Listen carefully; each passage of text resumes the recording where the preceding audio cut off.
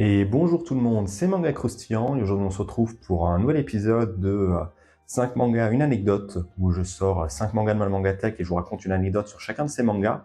J'ai encore quelques petites histoires assez croustillantes à vous raconter et on va commencer tout de suite avec le premier manga qui est Dragon Quest.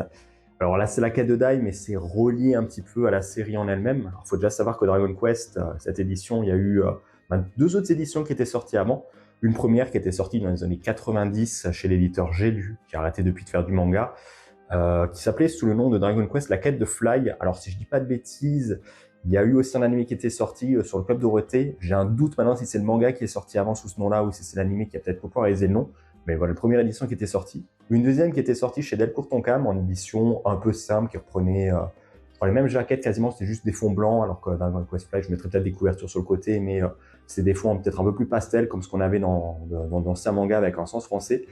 Et il y a quelques années déjà, Delcourt a décidé de ressortir le manga, je pense peut-être parce qu'au fait qu'il y a une nouvelle édition et l'anime qui était sorti, un remake de l'anime qui était sorti pour essayer de faire parler un peu plus de la série, qui est l'édition que j'ai là. Alors, mon anecdote ne concerne pas forcément cette édition, mais il faut savoir qu'à l'époque, je suivais un YouTuber, que je suis d'ailleurs encore toujours, qui s'appelle Atomium, qui est plus basé un peu sur des jeux vidéo, des jeux indés et tout ça, qui parlait souvent d'un manga, un de ses mangas favoris, qui était Dragon Quest Fly, qu'il avait connu un peu à cette époque-là, avec le nom de Fly notamment, et qu'il avait découvert aussi après la suite, comme quand en fait le personnage s'appelait plutôt Dai à cause d'erreurs de traduction et d'autres choses. Et je me suis dit, tiens, en fait, ça a quand même l'air assez intéressant, je vais essayer de me pencher dessus. J'avais eu la chance de trouver, je crois, une vingtaine de tomes quasiment dans un cache converteur que j'avais acheté, donc je les ai tout de suite pris, j'avais lu une bonne partie. Le souci, comme vous le savez peut-être, c'est que c'est une série, enfin des séries comme ça, sont assez difficiles à trouver. Et effectivement, j'ai un peu galéré, j'avais essayé de chercher des fois sur Amazon, je prenais des tomes par-ci par-là quand j'en trouvais qui n'étaient pas trop chers, mais j'avais pas mal de trous dans ma collection. Et je crois qu'à un moment, je mettrai peut-être quelques screens, mais il y a pas mal de, enfin si je les retrouve, mais il y avait pas mal d'annonces des fois sur le Bon Coin de gens qui vendaient un peu des tomes. Et j'ai essayé de les contacter en disant bonjour, je serais intéressé, mais est-ce que vous pouvez dissocier le lot pour que je puisse récupérer? En plus, je crois que c'était genre des tomes un peu random, il y avait tome 27 et tome genre 34 à 37 vraiment sur la fin pour essayer de compléter ma collection. Ça n'a jamais vraiment marché, donc je me suis trimballé mes tomes pendant un bon moment. Par chance, Delcourt a décidé de ressortir une édition, donc je me suis dit, vas-y, je pense que c'est l'occasion, on va se débarrasser de l'ancienne que j'arriverai jamais à compléter pour essayer de prendre cette nouvelle.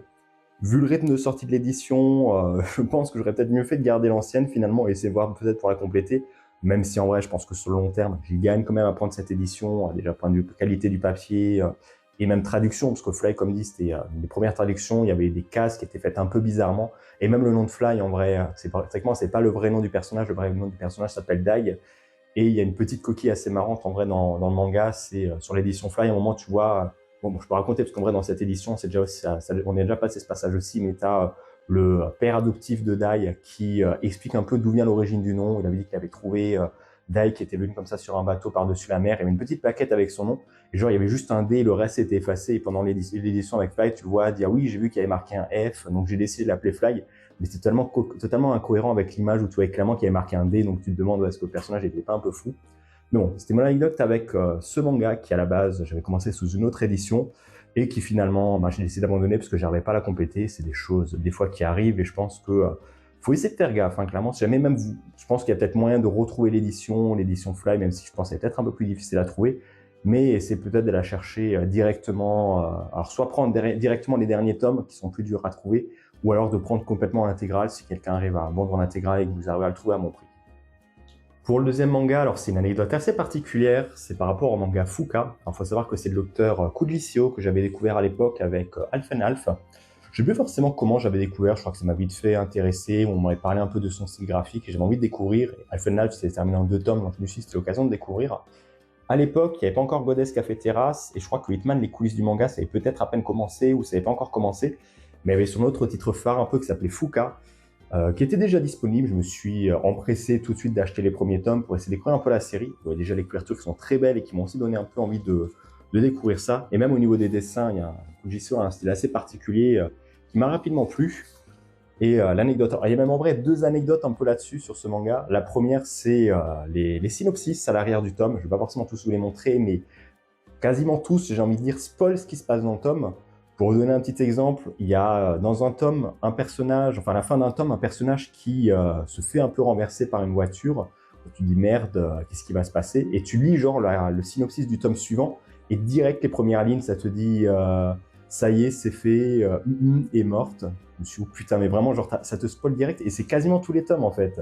Je crois peut-être le premier spoil un peu moins, mais tous les tomes, sinon, tu lis le synopsis et ça te spoil totalement le contenu du tome. Donc, vraiment, j'étais un peu dégoûté. Je me suis dit, putain, même la mort du perso, je me suis dit, en vrai, est-ce que vraiment il est entre la vie et la mort? Est-ce qu'on va la revoir? Tout c'est un point assez important de l'histoire. Donc, je me suis dit, ça serait bizarre que le personnage disparaisse à ce moment-là, mais finalement, c'est le cas. Et je vais pas dire que ça m'a un peu dégoûté, mais sur le coup, je me suis dit, d'habitude, quand je lis des tomes, je lis des mangas, j'essaie toujours de lire un peu le synopsis pour me donner une petite idée, me rappeler certains éléments du tome, enfin des tomes précédents. Là, quand j'ai vu que ça spoilait, je pense que c'est quasiment la première série où je me suis dit, ok, on va arrêter de lire les synopsis, à la rigueur, on les lira à la fin, parce que clairement, ça a pu être possible. Et l'autre anecdote que j'ai avec cette série, c'est j'avais réussi à compléter tous les tomes, mais il m'en manquait un. Alors, je crois que c'était le tome 18 ou 19, je vous mettrai un peu la couverture, parce que la couverture, je m'en rappelle, qui était introuvable, et c'était assez chiant, parce qu'en vrai, le tome, je crois, était sorti un an, c'était pendant en plus la période du Covid, je crois que le tome était sorti pendant la période du Covid, et quasiment, je crois, 9 mois ou 10 mois un peu après, j'avais essayé de me le procurer, mais il était vraiment disponible plus partout. Enfin, il était disponible nulle part, ou alors c'était vraiment à des prix genre 100 € le tome ou 40 €. J'avais pas forcément envie de mettre ça pour un tome simple, surtout que c'est un truc pas forcément particulier. Et ça m'a assez dégoûté. J'avais contacté Pika plusieurs fois en disant est-ce qu'il y aurait peut-être une réédition ou une réimpression prévue pour Fuka, pour vraiment ceux qui ont les tomes. Parce que je me suis dit quand même, le tome est sorti il y a un an. Ok, il y a peut-être un petit tirage, mais ça me paraît bizarre que vraiment il y a eu si peu de tirages et qui sont complètement difficiles à trouver, sachant que les suivants étaient encore disponibles. Et c'était le seul. C'est à ce moment-là où j'ai commencé à avoir un petit peu la haine vite fait avec Pika, qui a du mal à réimprimer des tomes, avec pas mal de séries comme ça, il y a des tomes un peu disparates, qui sont très peu mis en service et très peu réimprimés, sauf si vraiment il y a une grosse demande et une grosse popularité, je pense, au niveau de la série ou même au niveau de l'auteur. Mais c'est un peu la deuxième anecdote à aller relier à ce manga, c'est une petite anecdote bonus, qui fait que bon, un tome que j'ai du mal à trouver, heureusement, Pika a, quelques années après, je sais plus forcément pourquoi, je crois que c'était peut-être avec sortie des autres titres de Kuji ICO, ils se sont dit vas-y, c'est quoi, Banco, on réimprime tous les tomes, ils seront disponibles. Je me suis dit ok, là vraiment on va sauter dessus, je l'ai pris, j'ai réussi à l'avoir du coup pour compléter ma collection là-dedans. Mais pendant un moment, il me manquait le tome 19 de Fuka que j'avais jamais réussi à trouver, donc j'avais un petit trou dans ma collection. Pour la prochaine série, il y a un petit lien avec l'autre que j'avais donné avant, c'est qui se passe un peu pendant la période du Covid. C'est alors le premier tome, alors c'est pas un manga, c'est un light novel qui est le light novel d'Anmachi. Faut savoir que c'est déjà le premier light novel que j'ai lu et je n'étais pas forcément trop adepte à l'époque. Je lisais pas mal de mangas, mais je lisais très peu de romans, j'avais un petit peu de mal.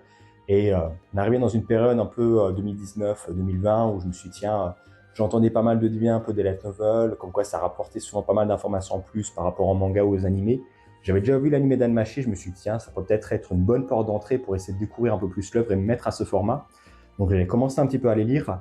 J'ai eu du mal un petit peu au début, je vous avoue, je crois quasiment le tome me tenait une semaine, voire 2 semaines pour essayer de le lire en entier. Je lisais une trentaine de pages, je commençais à avoir mal à la tête, parce que voilà, je n'ai pas forcément trop l'habitude de rester concentré sur beaucoup de textes, et je pense que c'est peut-être le cas de beaucoup de personnes qui ne veulent pas forcément se lancer dans des romans.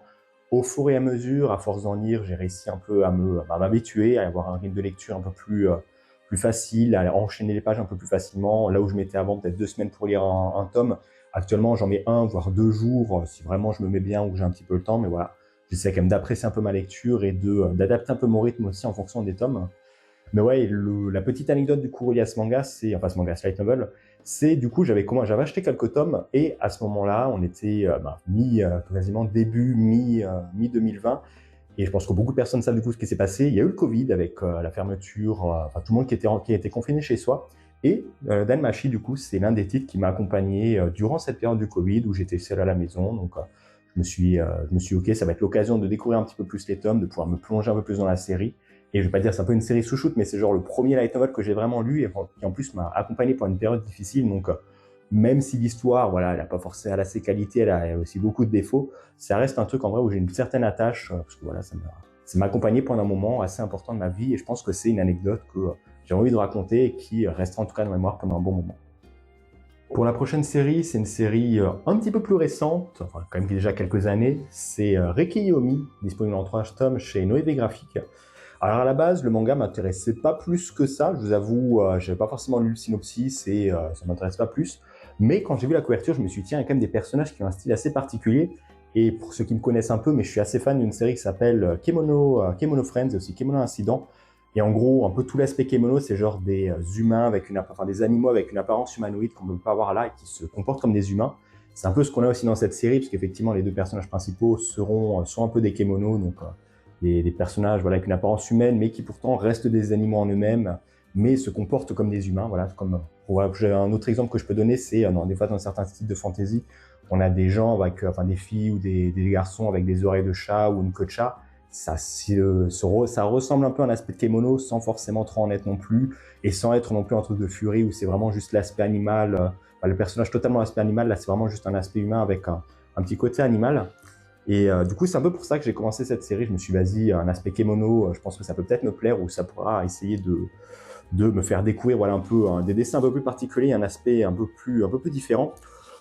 Finalement, la série était clairement pas ouf. À la fin du premier tome, je me suis même dit, est-ce que vraiment je vais aller jusqu'au bout? C'était terminé en 3 tomes, je me suis quand même essayé de voir jusqu'à la fin, mais c'est assez de blagues, un peu baveuses. En plus, baveuse, c'est le bon terme, parce qu'en vrai, il y a des personnages qui bavent souvent et qui est obligé de ravaler sa salive. Est-ce que j'ai pas peut-être une image ou un truc ici qui présente ça?